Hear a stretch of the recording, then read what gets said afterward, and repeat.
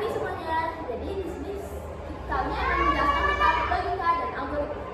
Sebelum kita memulai menjelaskan logika dan algoritma, sebaiknya kita memperkenalkan diri terlebih dahulu. Saya Cahaya Gita Prameswari, absen 5. Saya Katiti Filam dari absen 21. Saya Lisa Ramadhani, absen 24. Saya Prisa, absen 22. Saya Rima Disney Rasari, absen 30. Mengenai logika, biasanya anak-anak muda sekarang ataupun kaum muda sekarang udah tahu logika tuh udah sering mendengar kata logika, tapi belum tahu apa itu arti logika. Jadi, logika berasal dari bahasa Yunani, yaitu logos, yang berarti ilmu. Jadi, bisa disimpulkan bahwa logika adalah cara untuk manusia berpikir. Setelah itu, apa sih itu algoritma? Algoritma adalah berasal dari kata algoritma yang berarti memecahkan suatu masalah dengan menggunakan alur pikiran yang logis atau sistematis. Setelah itu, saya dijelaskan oleh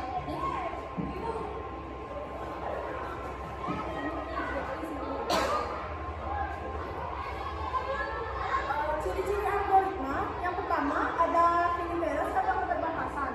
Algoritma harus mempunyai tujuan akhir atau hasil akhir yang diharapkan. Berarti, algoritma harus berakhir setelah mengerjakan sejumlah langkah proses. Yang kedua ada definitiveness atau kepastian. Langkah yang tercantum dalam algoritma harus digunakan secara tepat. Dengan kata lain, pembaca harus mengerti apa tujuan yang dimaksud. Yang ketiga ada input atau masukan. Masukan adalah besaran nilai yang diberikan kepada algoritma sebelum dia mulai bekerja. Yang keempat ada output atau keluaran. Keluaran adalah besaran nilai yang memiliki hubungan dengan masukan atau input. Keluaran tersebut tentunya harus berupa solusi atau penyelesaian dari suatu masalah. Kemudian ada effectiveness atau efektivitas. Langkah-langkah dalam algoritma tidak terlalu tepat dan juga tidak terlalu lama. Algoritma dapat dikatakan efektif apabila ia mempunyai solusi dari permasalahan yang diselesaikan. Selanjutnya ada standar penulisan.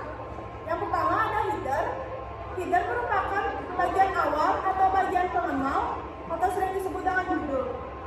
Judul sebaiknya singkat dan jelas serta menggambarkan apa yang dilakukan oleh program. Yang kedua ada deklarasi. Bagian yang mendefinisikan setiap variabel atau dan konstanta yang akan digunakan pada badan program.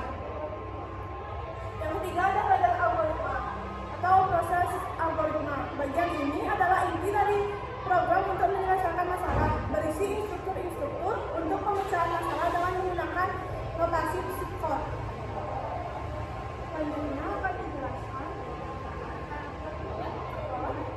bisa.